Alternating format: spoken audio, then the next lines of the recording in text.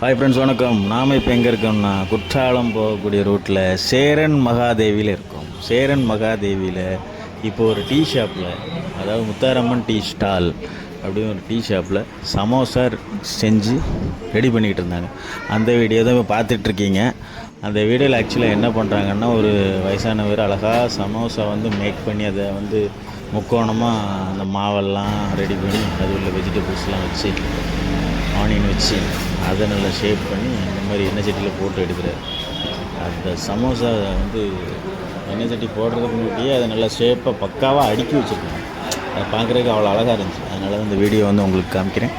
இந்த சமோசா வந்து ஆயிலில் போட்டு எடுத்து சுட சுட எடுத்து அதை திரும்ப ஆயில் வடிகிறதுக்கு ஒரு சட்டியில் போடுறாங்க.